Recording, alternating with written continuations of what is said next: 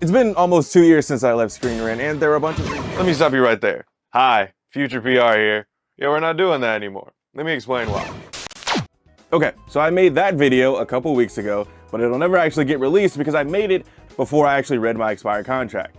And after reading my expired contract, I realized I was breaking that shit like every 2 minutes. But I do think that it was a good thing that I didn't actually read it before, because I never would have made that video, or this video, I guess. And I think it was really important for me to get what I was saying off of my chest, even if I'm gonna be the only one who's ever actually seen that video. That video was about a video that will not be named, that I had worked on, and how seeing it do well after all this time, while I'm over here struggling, really made me mad. And due to some things that may or may not have been said in a positive or negative way, after reading my expired contract and one legal consultation late there, we're putting that video in the vault. But because it was honestly pretty therapeutic for me to make that video, I thought, why not try it again? But this time, with no mention of anything that should actually get me in trouble. Probably. Hopefully. Oh, cool?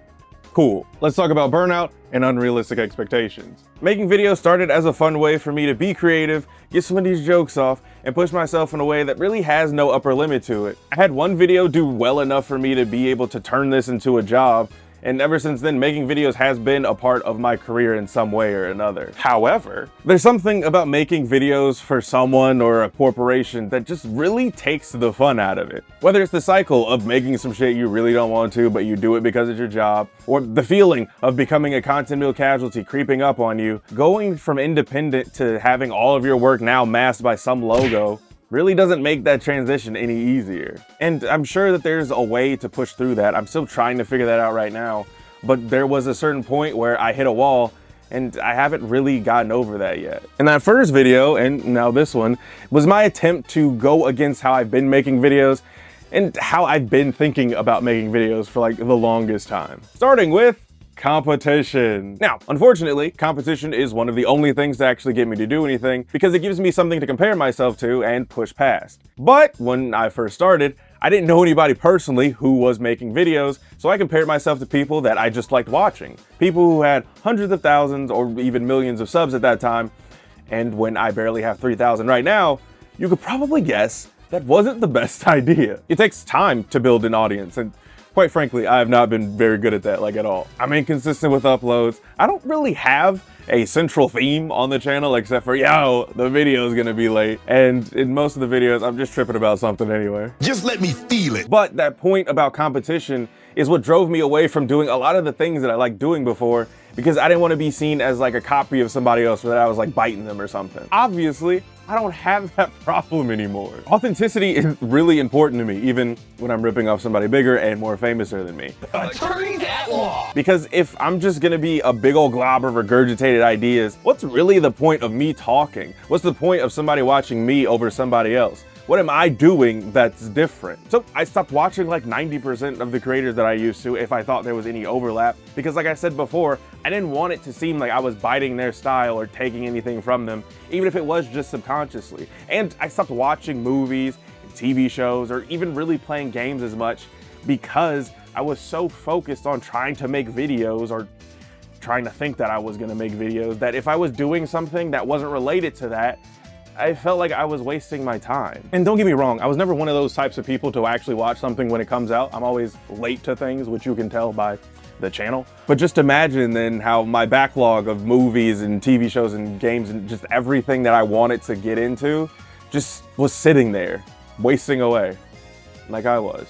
But just like everything else in my life, this was something that I had created that was working as intended because I was one of those hard times produce good results type of people. And I've been correct. I don't think without obsessing over minor details or stressing over wild intros that will require me to learn like 3D lighting or something that I'm only gonna use in like 1 out of every 10 videos or something would have made me make the videos that I've made before and will hopefully make in the future. But all of that just kind of made me hate making videos in general, especially when they don't turn out how you want them to. Now, of course, there's gonna be some people who are like, views and shit don't actually matter, you should make what you wanna make. And to a degree, I agree. However, if you also post online, I feel like you don't actually even agree with that.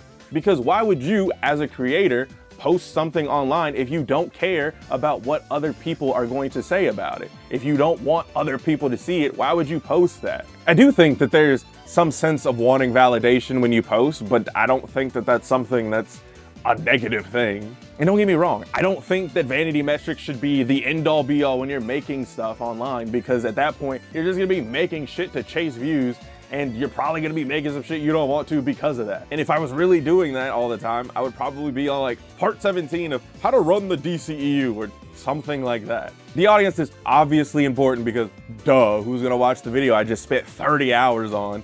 But if it's not something that I actually genuinely wanna create, I'm not gonna feel good about it. As much as I don't really care that much about people's perception of me as a person, because y'all be liking bad people, if I make a banger, I would like people to see it. And while I do think that I get that from the larger audiences when I'm working under some other entity or whatever, I still feel a ways when I don't think that the credit is distributed based off of who actually did the most work. But even with all of that being said, I still don't really know where to go from here. I still feel burned out. I still don't know how to make a video that doesn't feel like it's overly long. And I'm still mad. I mean, I could always pivot. I could do only timely videos, but like untimely reviews is my whole shit and I think it's a better name. I could start doing here's what you missed type videos, but I don't really want to do those. I could just stop doing gaming videos altogether because those usually don't actually even do that well for me, except for the one time that I made a video in like 2 days because the Battle in Wonderworld demo really made me mad. But honestly, I really don't know.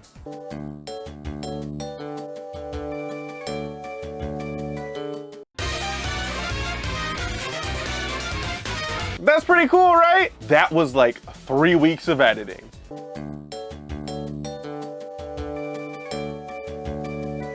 And I don't even know if that video is gonna come out because I'm so focused on the intro and trying to make this 1.5-minute music video using assets that do not fit well together. And it's not like I have a background in graphic design or drawing, so I can't make anything. And the more that I realize what I have to do, I get overwhelmed and just don't want to do it anymore. I don't even know if that video can get monetized. Matter of fact, give me a second. Let me see something real quick. Fuck! I don't know. Maybe that's why I was up at 5 a.m. writing that first script, because I just needed to get some of this off my chest to be able to move forward and actually make something. I have already broken my mentality of don't take any influence from anything, which like, you can see that. I have been watching more movies and shows and playing games that have nothing to do with videos because I do think that having a bigger frame of reference will help me when I'm making these types of videos. Especially in the last couple of years, I've been very inconsistent when it comes to uploads. And a big part of that has been because I've always thought that every video needs to be objectively better than the last. Whether that means that the editing is cooler, or I did something that I've never done in a video before, the writing is funnier, tighter, has something important to say, or the audio is just clearer, which I admit is probably the most inconsistent of those three. But that's not always gonna happen. Even this style of video right here where I'm just talking to the camera, I had a completely different video that I had this style for that I've been working on for like 4 years that I just haven't done because I didn't have a really different or interesting way to do it that I've never seen before. But then how would I know if I've seen it if I don't watch anybody? I think what I get bogged down by the most is that I'm always getting caught up in what makes a good video. What does it mean to make a good video? And if something isn't worth 1 million views, that it's not worth making. But that's not always true. Most of the videos that have performed well on this channel are not ones that have very high production value. In fact, the video that has the most views on this channel right now is just the first 3 videos I've ever made stitched together. And that thing has low energy, barely anything more than basic cuts, and is probably the most basic thing I've ever made, but people really like it. Aside from just consuming things, I have been experimenting with other things like short form content, but nothing has really jumped out as something that will be long term, honestly. I've been saying that I'm going to stream more consistently, but like, don't let this video fool you. I'm not actually that much of a yapper, so I don't really know why I thought that would work out. Wrong answer, forehead.